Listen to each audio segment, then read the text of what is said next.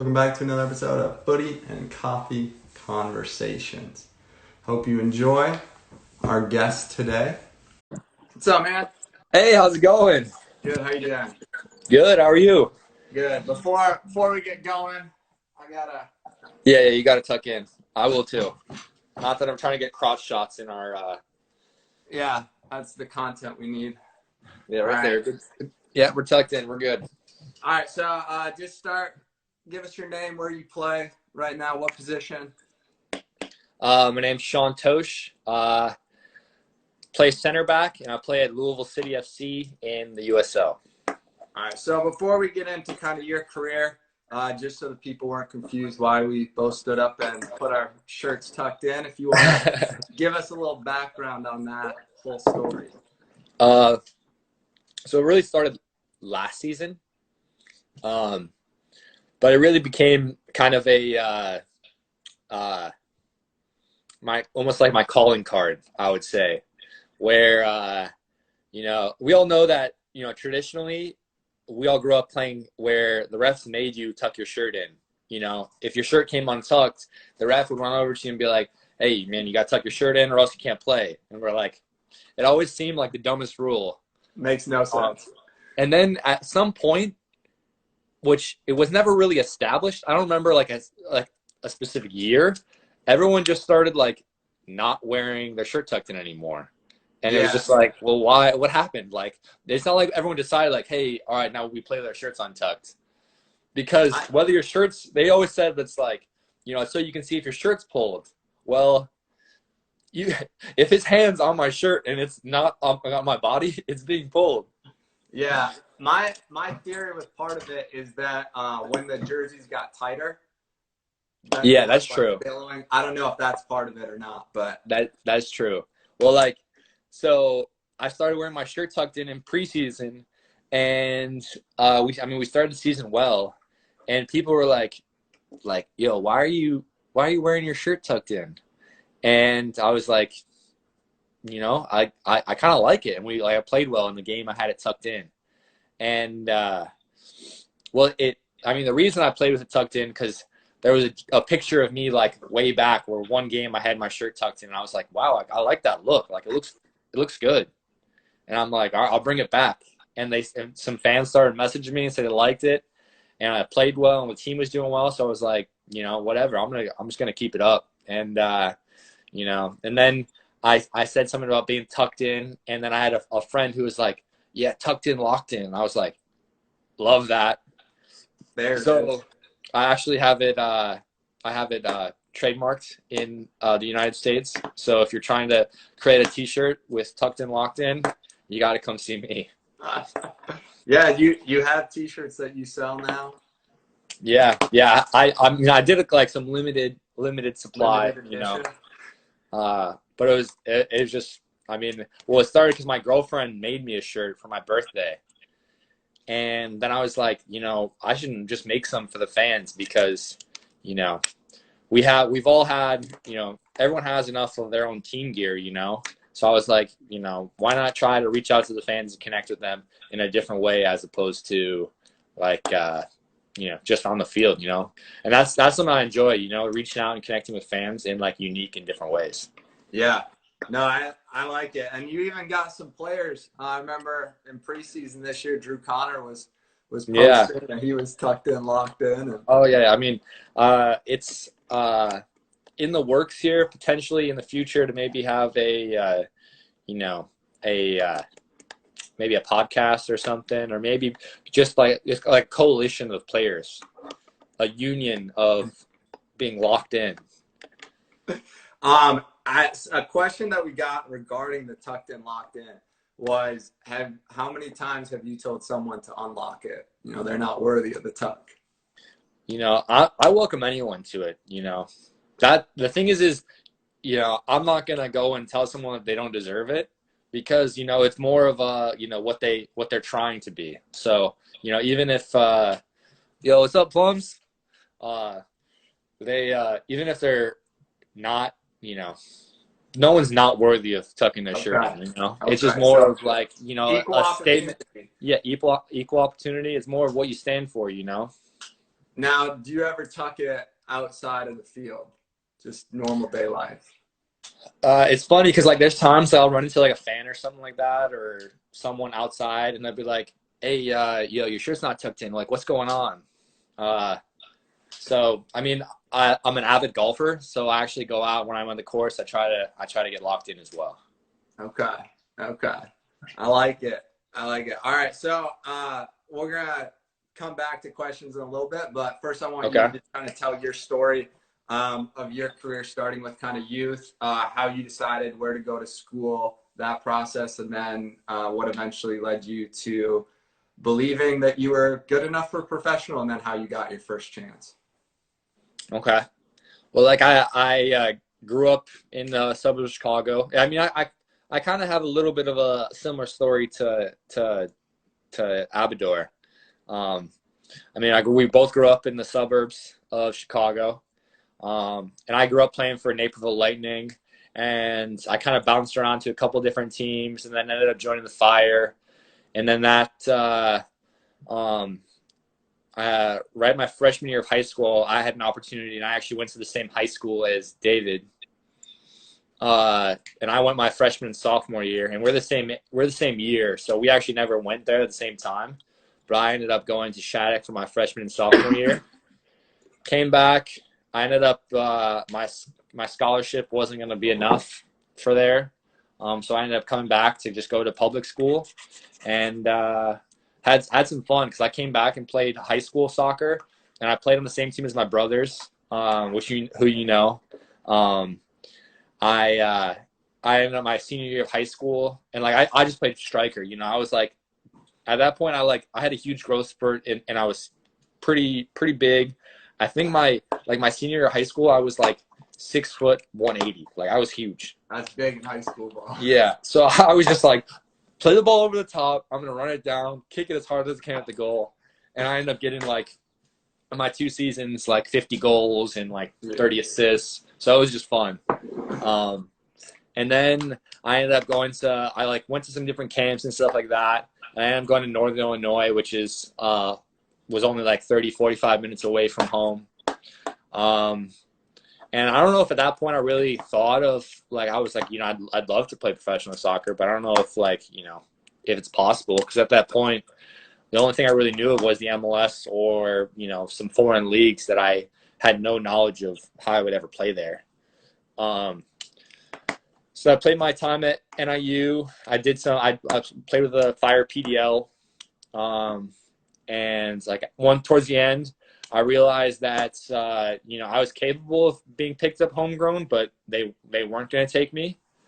So then I just I got a hold of Bridges of the Pros, and through a teammate of mine at NIU. And I started training with them, and, you know, their whole thing was that, you know, we're going to get a group of guys together who don't really have the opportunities and, you know, go overseas and, you know, see what they can do. So we went through Sweden, Finland, and Denmark. I ended up trialing in Finland, and it was crazy because, like, you know, you go and I trialed with the team, and Woj was there. He was playing for the team at the time. What team was it? It was in Vasa. I don't know. It was in Tampere. Tampere? Yeah. So that was the city. I'm not sure the name of the actual club, but so I trialed there when he was there, and I remember just looking across at him in the locker room during like one of the pre-practice talks. It went on for like 40 minutes, entirely in Finnish, and like every once in a while they looked over. And he said, like, Sean, and then said a couple words in, like, broken English. And I was just like, look, okay. All right, let's do it. And then he just went on for another 10 minutes and finished. And I'm like, yo, I don't understand this. And then I go on trial. I go out and we train. And, like, obviously I'm not doing anything what, you know, they wanted because I didn't understand it. What division in Tampere? I think it was the second division in Finland. The team was. So I gotta look up the actual team name he played for. I'm sure if we pulled up Woj's page, it would say. Whoa. All right, here it is. Let's see. While you're looking it up, though, I'll say that was my experience when I was in Sweden. And All right, we have FC Ilves. Ilves? okay, yeah. Ilves. Go ahead. Sorry. So I was in Sweden. We had that with like a halftime. We were losing. Coach was just went off in Swedish, and then like at the end of it, he's like, "You got this, Matt." And I was like, "I'm gonna keep doing what I was doing. I figure that's all right." Okay, so I guess they are first division. Maybe they might have been first division at the time, but I'm not sure. But yeah, like when you're trying to like communicate across this language, at least like the nice thing about the Scandinavian countries is that they have a pretty good proficiency with English, where some other teams, and like, so it didn't work out. I left. And I was like a little bummed, but at the same time, I was like, all right, this is a really cool experience, because anyone knows who like trialing is such a hard experience, especially in a country where you don't speak the language. Like you have to go in there, and you can't just be like a decent player. You have to be, especially if you don't speak the language, you have to be like one of the top 2 or 3 players. Otherwise the coach is like, I'm not gonna deal with this. Like, why would they deal with an average player in the team that who they could find a local player, you know? Yeah, absolutely. So then I came home, and I ended up playing in like men's leagues in Chicago, Wall Train and Bridges. I was playing like Schwaben, and I played with That's when we started training together a lot too. Yeah, around that time. We went to Canada with what was that? Zarinsky. Yeah, Zarinsky. That was the team, the Croatian team. And so we were playing with Zarinsky, and then through Zarinsky, I ended up getting a contact who was a former Croatian national team player who was the head scout at a team in Slovakia. So I was like, Slovakia, all right, like, let's see what happens. You know, I already experienced once what it was like in a foreign country where I didn't speak the language. You know, screw it, I'll go again. So I went and trialed there for a week. And I remember like one moment in particular, like things were going all right. Like I was like moving the ball around. I was playing holding mid, and I was like, you know, I'm in this it's like, I mean, it's pretty rough country. Yeah. And like, I mean, we're in this like barren stadium playing some like 4th division team as a friendly. It was a top. English was not good. Yeah, English. I mean, the only thing was like all I could speak was ciao, ciao. Everything was just ciao, like hello, goodbye, you know, or pointing. And I was like in the game, I was doing all right, and I was like, you know, they don't know I'm tough, you know, like I gotta prove, like in my head, I'm like, I have to prove to a coach that I'm tough, you know, like that's a normal, like especially as like you're trying to be a defensive midfielder, you have to show you can make tackles. So like right in front of our bench, this guy in the team was dribbling, and I like lunging 2-foot tackle into this guy, and it was not a red card, but it was definitely a yellow. And it was a little reckless. Yeah, it was like flying, studs up, cleaned him out. It was kind of late, and I was like, yeah, I got him. And then I get pulled at halftime, and the coach is like what, like in his broken English is like, what are you doing? And I'm like, I thought I was proving I was tough, you know. So like the next couple of days I trained. I thought I did all right, but it ended up, you know, it's one of those things, you have to be one of the best players in the team in a foreign country. Mm-hmm. And you know, at that time I just wasn't. And so I went home. I kept training. I mean, we kept training together. We kept doing stuff with Zarinsky and men's leagues, and I was playing indoor stuff, and then I ended up you know, we're playing indoor, getting ready for tryouts and stuff like that for the next upcoming year. And I remember like at one point, Brett Hall was like, all right, you know, Indy 11's coming to watch us play, you know, in a scrimmage today, you know, you can play there. He told you, this was me and his conversation. He's like, you can play there, you know, and I told him about you, so be ready. And I was like, all right. And after training, and I thought I did pretty solid.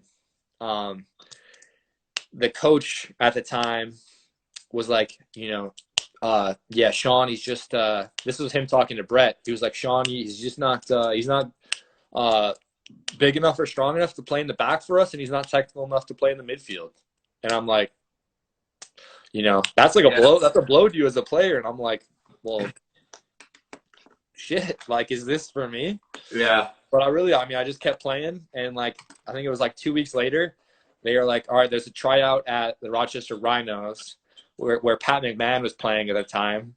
And he's like, you should go try out there. And I went to the tryout. Open trial or? Yeah, it was open. Like, I mean, it was like 4 teams of like 14 or 15 players, And I played center back the first game, and I balled out that weekend. Like, it was an unbelievable, like, moment where I was like just playing, like everything was just going well for the whole like 2 days. And then I ended up signing the next day after the tryout with Rochester. So that was like kind of the arc there of, from college to, I mean, it was like about a year I waited but by the time graduating and then signing, maybe a little less. And I know some players. A lot of days of grinding with no guarantee. Yeah, a lot of days of grinding. A lot, and I'm just thankful that I had my parents there to help me support, because I know it's like you're not making any money during these things, and they would give me some cash in those men's league games to try to offset some of my costs. But it's not like I was making money there. Right. Yes, and then you sign in Rochester. You go there. Were you kind of at that point when you went into preseason, were you thinking you'd be a starter, or what were you thinking? I didn't know what to expect. I mean, luckily I was one of the guys who was signed, because they brought in a lot of guys who weren't, and it was trialists in and out. Wasn't that preseason? Do I remember correctly where it was like you guys went into preseason with like 9 guys actually signed? Yeah, so we went in with like not many guys signed. And, I was one of the guys luckily to be signed. And then we ended up, going through the season. I started the first game, but I was kind of like, I played a bunch of different positions for that team. I played a bunch of games at left back, right back, some center back, some center mid. And we ended up, it was crazy. Like the first game of the season, I started left back, and then we ended up going all the way to the championship game where I started at center mid. So like, I mean, I played a whole bunch of different positions for that team, and we ended up winning. It was an amazing group of guys. And then, I ended up after playing a season there, and it was like not great money, like first, everyone knows like, your first contract at a lot of teams that aren't, if you're not MLS or like a first division team, in a country, you're a lot of times you're struggling on those first contracts. So I ended up, through a teammate, Tony Walls, go and reach out to Milwaukee Wave, and I played indoor soccer during the off season. So I went from like the season was done in Rochester to a week later I was reporting in Milwaukee to start the indoor season. So like we did that, and then after a week was done after that season, which was an unbelievable experience. Like, anyone who is, experienced what it's like to play professional indoor soccer, I mean, it's something so unique compared to the outdoor game, like you're playing in shifts, and then there's music blasting the whole time, and there's tons of goals. Like, I mean, it's such a cool experience too, because everyone knows you're like, as a defender, you might get a couple, like a good defender gets like 4 or 5 goals a season. Like that's a lot of goals for a defender. Yeah. But in indoor, like, I could score a goal a game, and that wasn't crazy, Yeah. So like that was something really cool. And then we had some games where we had like, 7,000-8,000 fans. And then like my final indoor game I played, we had over 10,000 people in a stadium. Like, unbelievable. Yeah. Like in a basketball arena, like the sound, like the environment is crazy. Yeah, a lot different than outdoor. Yeah, so I ended up after the first season with the Wave, I went back to Rochester, and I dealt with some injuries in my second season. I tore my meniscus towards the end of the season. Played a whole bunch of different positions. I played attacking mid, right back, left back, right mid, center mid, left, like literally everything except goalie and striker. I think I played in the season. So I mean, I know a lot of players can relate to that are just like, kind of tossed around the fields, and it's like, it's hard to find yourself as a player when your coach moves you around a lot, but at the same time, you just want to play. Yeah. Yeah, it's like, I mean, it's good you're getting the opportunity to play, but it's hard to like get into a rhythm when every game you're playing. Yeah, you're like, all right, well, what do I want to work on this week? Well, this week I might be, getting in the box and have to work on like half turn and playing slipping passes. Where the next week maybe I'm having to work on defensive headers, and it's like, it's so hard to like build a routine and build your skill set when you're like moving all around the place. But it was just like, it's like a lot of people said, it's the grind. You grind it out and you put in the work, and the rest takes care of itself. Shout out Kyle. What up, Kyle? And he was one of our teammates to go on that trip to Sweden that we went on. Yeah. So then, how did you train individually, like outside of the team trainings during that time where you were switching positions so much? How did you decide what to focus on, kind of, and what to do? I mean, the thing is just like you can't really go wrong. It's as long as you're putting in the work. It's like, all right, you're either in a lot of the way I see it, it's like you're either putting in the work or you're not. And it's like, well, obviously, we all want to like take free kicks, and it's fun to work on free kicks, but realistically, there's only going to be one guy, maybe two on the team taking free kicks. So maybe, it's fun to shoot around after practice doing that, but maybe I'm working on some longer switch balls, or maybe I'm just working on just like ball control, just dribbling around some cones, or it's like, because everyone wants to be that star who's hitting that banger free kick, but it's like, all right, well, it's if you sit around after training and that's all you're working on, it's Well, and the thing I try to tell players with that too is, if you're fighting to get minutes in a game and you come in for the last 20 minutes of a game, chances are you're not the player they're ever going to let take that free kick, even if you work amazing. Like, you just got to work fundamentals. Yeah, exactly. It's like, it's those little things, and even just working on some fitness, because it's like, if you're trying to make the difference between you and someone else, it's like, well, at the bare minimum, you have to be as fit or fitter than them.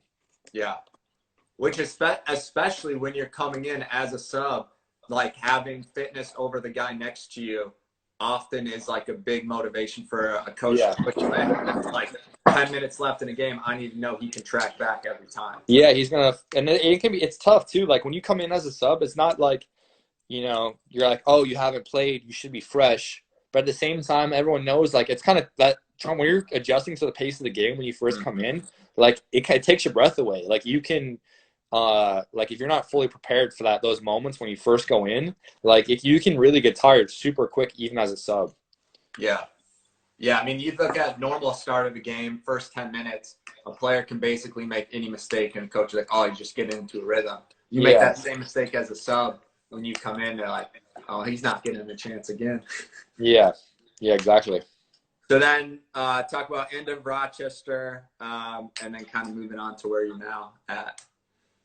So after my second season at Rochester, I ended up not re-signing. The coach told me, he was like, I don't think we've gotten the best out of each other. And I kind of felt the same. I didn't want to play for him. And a lot of guys have played for Bob Lilly, and he's just he's a tough coach to play for. And I mean, he drained, like I couldn't play anymore for him. He's really good coach, but it was like I was done with him. So at that point, I was like, all right, I'm not going to play here anymore. I'm not really sure where I'm going to play. I mean, I won a championship. I played 2 good seasons. I played a lot. Hopefully, this will lead to something. But I wasn't 100% sure. So I was just kind of sitting and waiting. And in the meantime, I was playing indoor soccer again. And then eventually, Louisville City reached out, and they really liked me from one of the games that we played against them in Rochester, where I just had a standout performance at center back. And they wanted to bring in someone with like championship experience, because at that point they had made it to the Eastern Conference Final and lost 2 years in a row, and wanted to make that jump into winning. Yeah. So they wanted some players who had winning experience. So they brought me in, and you know, I played center back there that first year, and it was just you know, it was, you know, amazing group from the very start there. You know, and it was all about the work you put in every single day, not about if I won a championship in the past or if guys played in MLS or whether, you know, whether they played in a different country. It was literally just, all right, what work are you putting in today? And, you know, because that's how you prove that you're ready for the weekend. Yeah, absolutely. And you were kind of moved around a little bit positional wise, right? Because you guys were playing a 3-back. Yeah, so we're playing a 3-back, and it was pretty expansive 3-back. So I kind of started at like an outside right center back, and then moved to like the central center back at the end. But it was like when you play those outside center back roles, like we were a high pressing team, and then even so, like, you know, you have to get all the way to the sideline and get up and help those wing backs.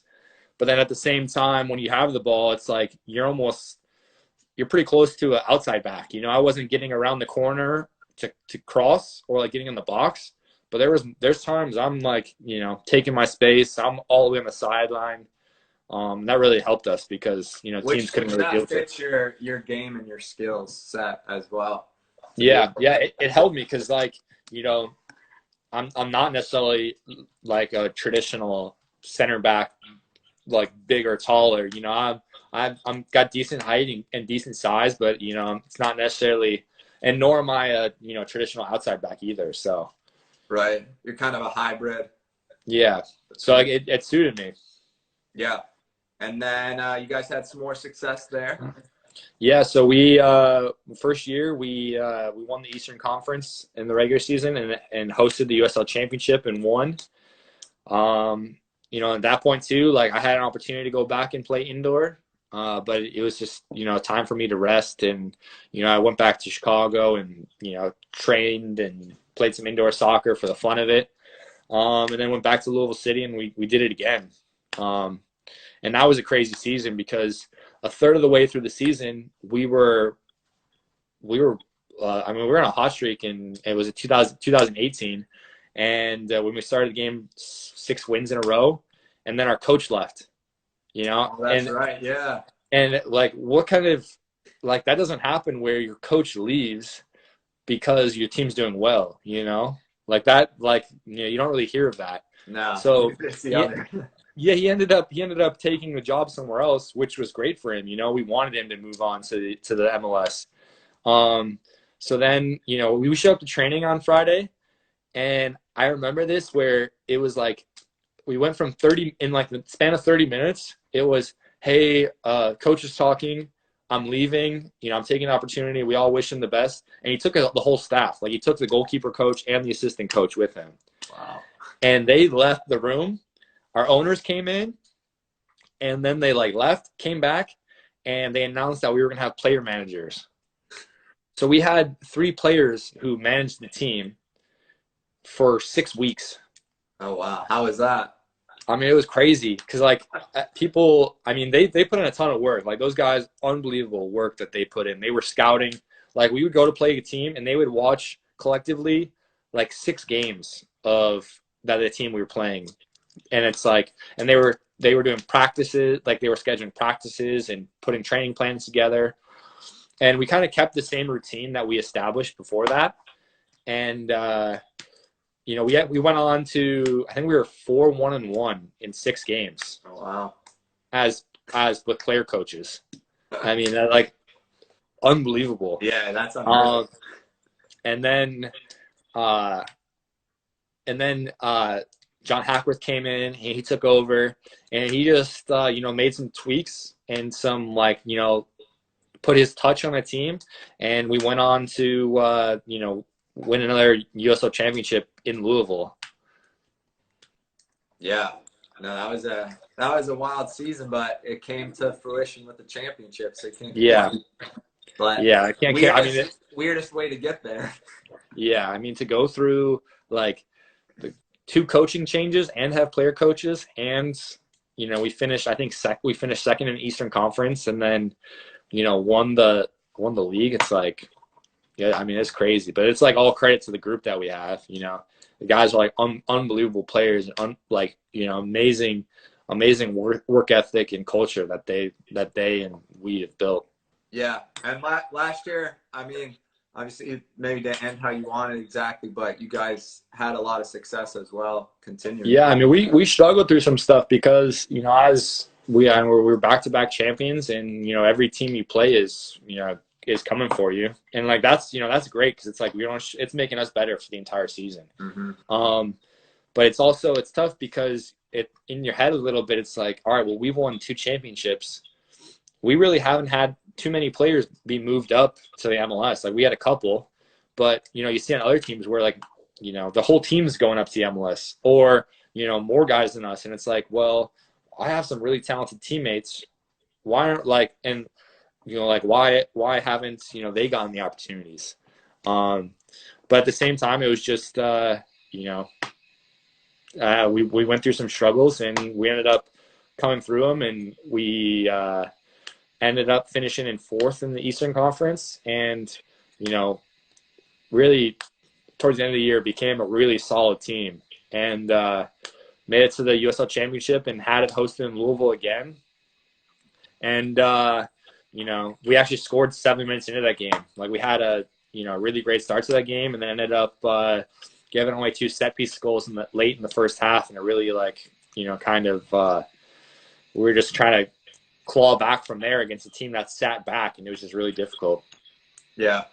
But, you know, we ended up losing, but it was a really, I mean, we played solid as a team, and, you know, obviously we, you know, a couple changes on some set pieces, and, you know, it's a different result there, but, you know. And I think too, like, because you guys have set your standard as a club so high, for a lot of clubs, achieving what you did would be an incredible thing, but for you guys, it feels probably more deflating in a sense because of how much of a tradition of success you started to build there.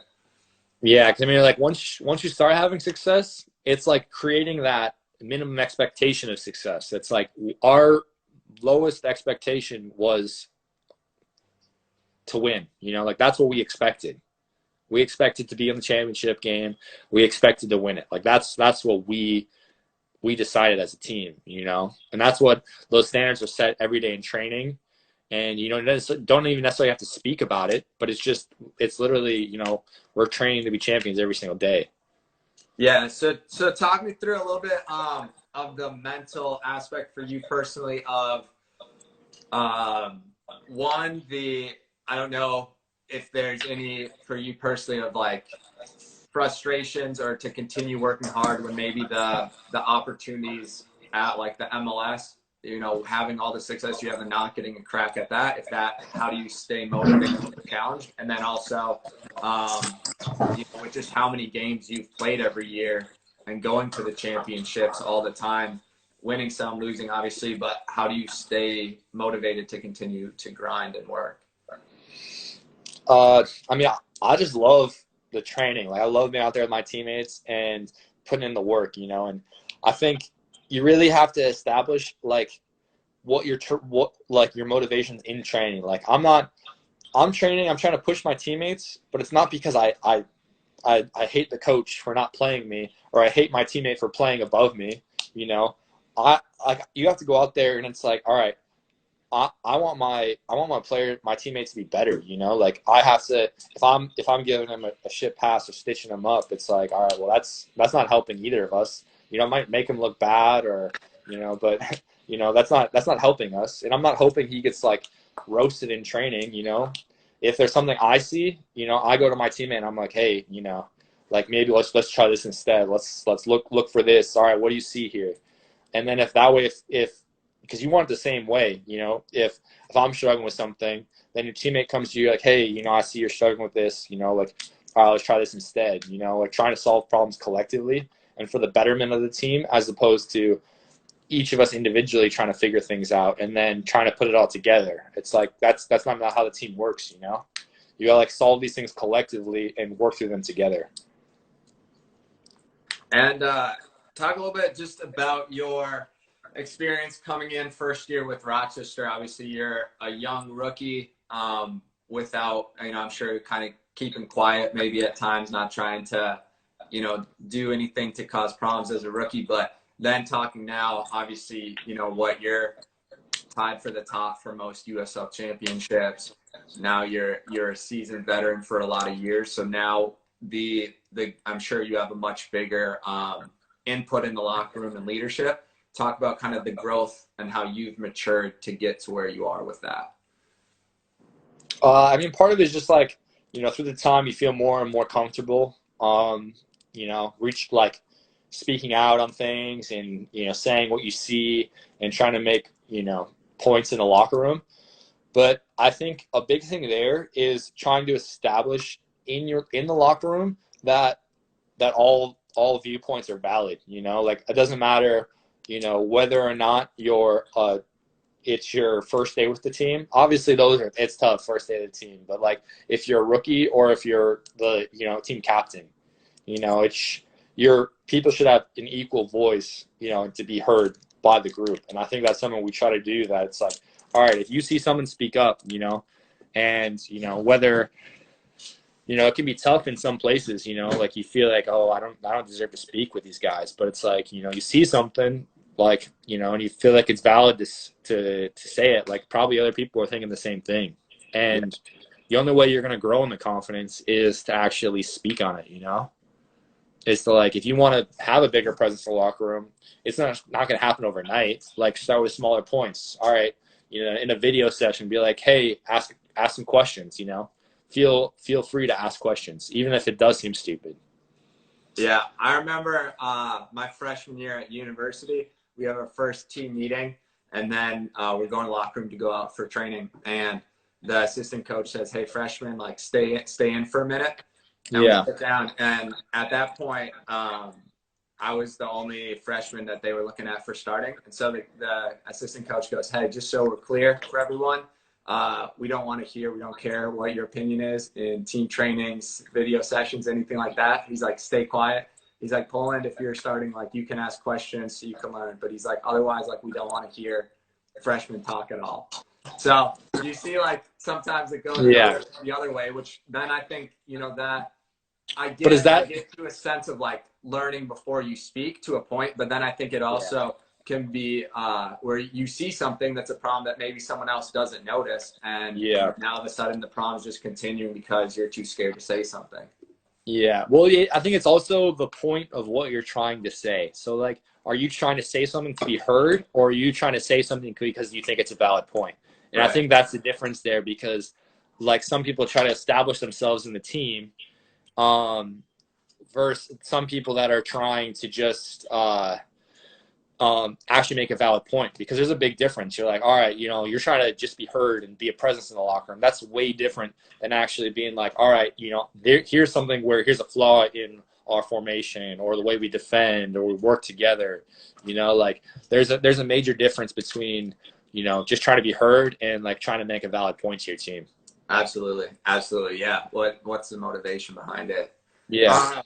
What are your future goals? Obviously, I know you would like to keep winning USL championships, but what other goals do you have for yourself? Do you set, you know, goals that you want to attain, or how do you go through that process to stay motivated every year?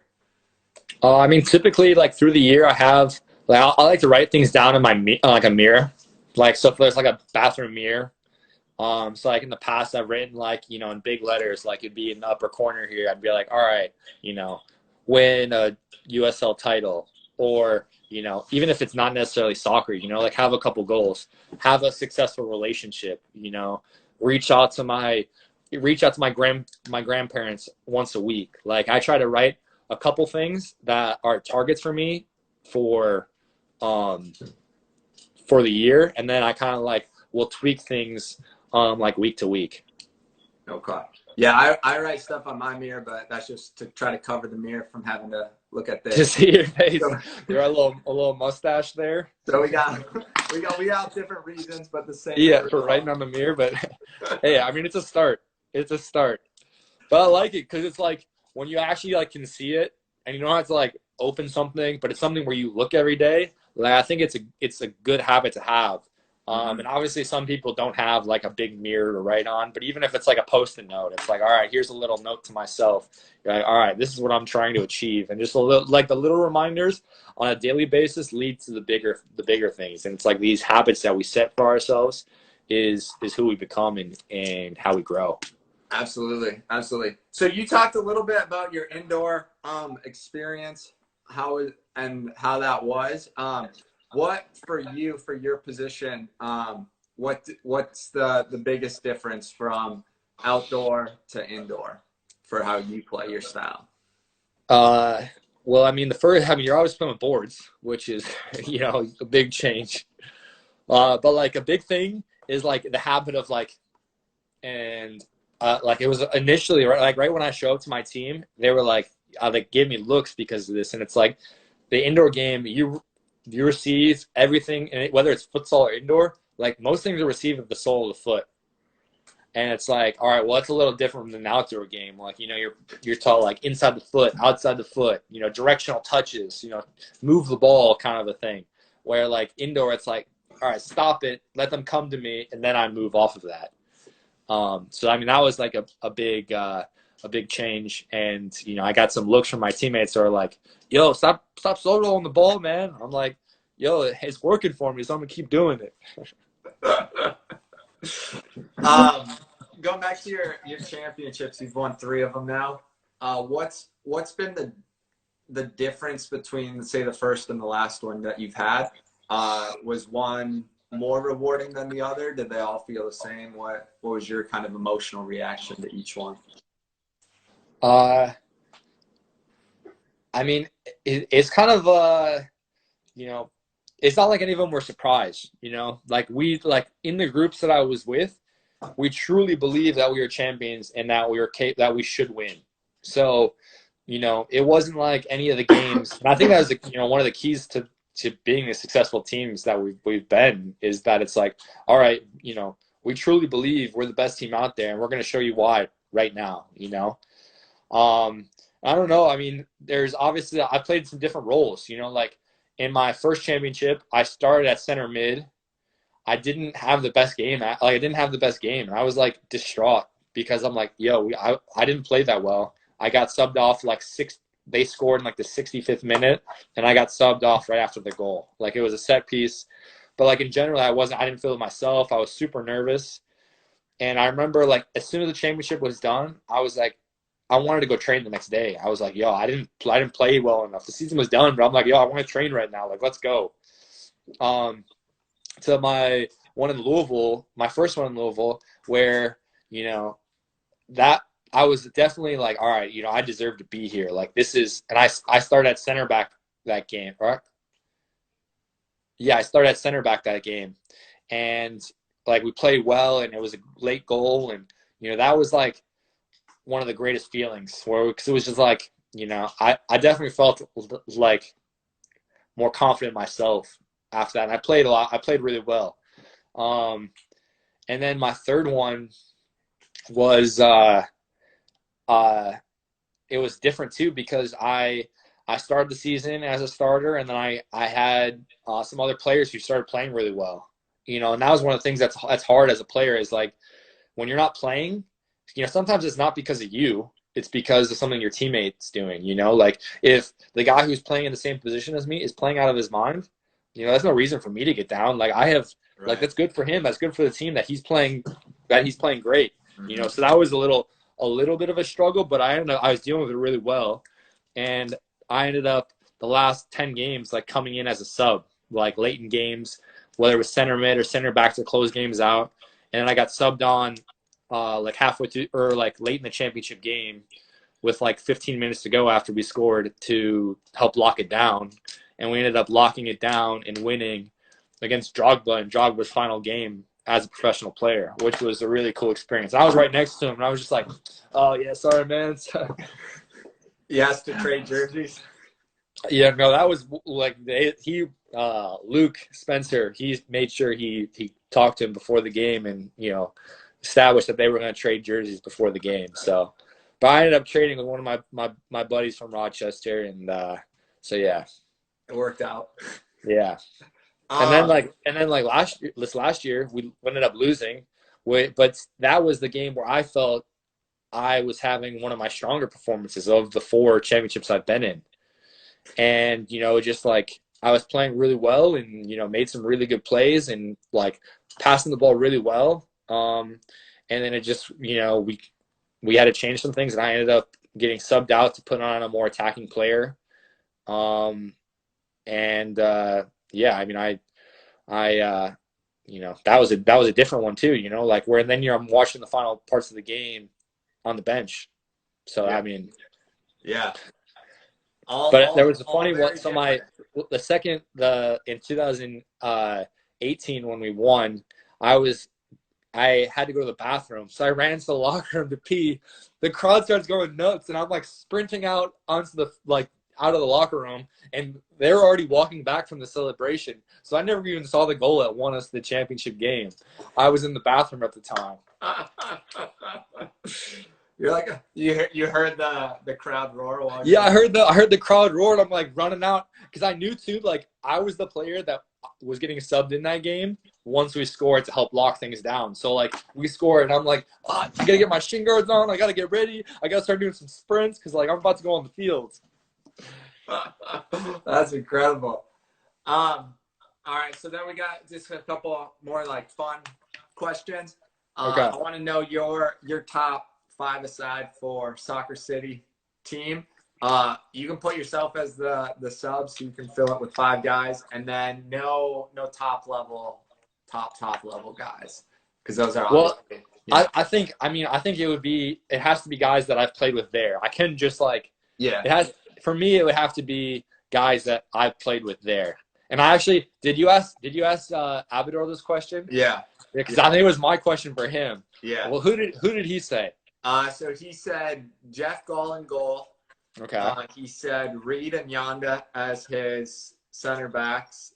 He said Kaz and Lenny as his midfield duo, and then Honest back when he was actually training as a striker. All right. So that was his time.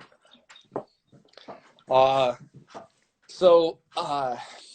first of all, I mean, we had to, if I'm not in his, he's not in mine. And so, I'm going to start by eliminating. I'm not going to put anyone in there yet, but I'm going to eliminate one person from being in it. Yeah, so big X to him. I don't know. Like that's a tough one because we got to try to establish who would be considered unavailable for drafting here. So I'd say take guys that played MLS out. Oh, so take guys who played MLS out. I'll start with the striker. I'm putting Woj, just because we played a lot of time in there together. That was what I said. I said Woj for my side too. Yeah, so he's in there. But I guess if I'm not on there, we always had a really good connection of him playing the target and me running off. And then I would say in the midfield, well, yeah, I would say Jeff in goal. Defenders, I would say Reed. Yonda's done well, but I don't know if I'd put him in there. I would put my midfield. I would definitely have Bushu in there. And I feel like I should have known that this is coming and prepared a little more. I always enjoyed getting into arguments with Kyle Kanotek, but I'm sorry, Kyle. We have a height requirement on this team.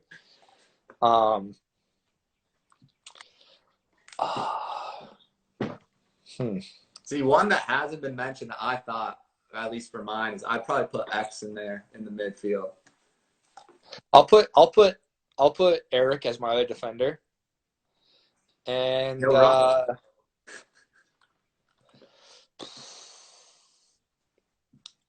sure, why not? I'll put X in there.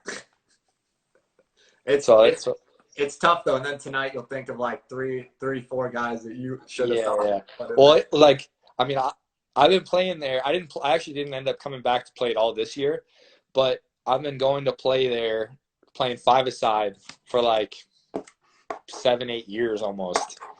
So it's been a lot of players coming in and out. So apology to anyone I left out who feels like they should be on there. I know. I was trying to think back to like the first years of who was all there. I feel like there's so many guys that I've forgotten. But my favorite thing about that is that like you can see the arc of yourself as a player when you go back, and it's almost like checking in on yourself as a player, because you're like, all right, for me, it was one of the coolest things ever. I would go and play against MLS players. And at that time, as a college guy, I'm playing against you're playing like Mike McGee and Baggio, Brian Baggio, and then you have other guys who are coming in there, like Chris Schuler, and then Brian a bunch of fire guys, and and then I'm going to check in, and I'm like, all right, well, I'm this guy who's on one of the lower teams. Sometimes getting sent to the other field. We would get like one win a month, and I would be like, "This is the World Cup final." Like this is sick. I just beat MLS guys, Mom. I would score a goal in this five-a-side indoor, and I would walk around all big chested and everything for like the next day, until we got beat by the blue team the next day. Where now it's like, you go there and it's like, all right, instantly, you're getting the blue penny, and it's like, all right, like this is like my roots, that's what I feel like. Yeah. And then now you see those young guys coming back that are like working so hard to try to beat you, and you're like, yeah, they're like, man. Oh, you see that? And then I'm out there just having fun, scoring bangers. Yeah, I know. It's interesting, the arc of checking in yourself, the skill level, but then also how like more relaxed and fun I think Bridges becomes as you get older than it's so much fun. As a young and guy. I put it and even it's like, it's humbling too, because even if you're one of those players, if you're not working, like someone else who's running faster than you is going to beat you, it's still like, it's not like you have to work less, you still have to go out there and put a shift in, Absolutely. All right. Celebrity crush. I mean, Scarlett. Solid. I mean, it's a no-brainer there. You play a lot of golf. What's your handicap? Currently, it's because I saw that, I sent you the question, so I checked. Currently with the Kentucky golf, what's it? My official Kentucky handicap is 13. So it's been a little rough start to the year because I didn't play too much towards the end of last year, but I had 3 birdies in my round yesterday, so there you go. That's pretty solid. Getting locked in over there, one could say. Yeah, one might say. And then, who's the best player that you've played against? Best player I've played against. I mean, just overall, like the best player I've played against would probably be, Drogba. I mean, that's it. Drogba. That's a pretty high level. Yeah. So there you go. That's fair. The thing is, when we played against him, like he obviously didn't have the legs he did in previous greatness. Right. But there was moments he had. We were like, there was one time the ball came out of the air. He took this chest touch, held off like 3 of our players, turned, popped it up, side volley to a guy in stride across the field. And you're just like, what? Like, that's different. Like you're fanboying while trying to play against him. Yeah, I'm just like, yo, like you're like, that's sick.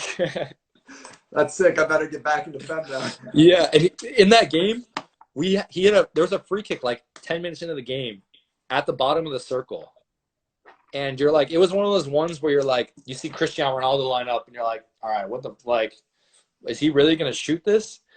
He put this up in the air, and it was just like this in the air, the whole 50 yards to our goal, and our keeper barely got a touch to it and tapped it wide. And I was just like, And this is like unbelievable goalie who now plays in the MLS, and has made some of the craziest saves I've seen. And that's how he had to deal with this shot from 50 yards out. That's unreal. That's unreal. All right, man. I appreciate it. I'll put your link to your Instagram if people want to reach out, ask you any more questions, anything. Keep it locked. Hope you're doing well during quarantine. Hope you guys are back out playing soon, but we'll see when that. Yeah, appreciate it.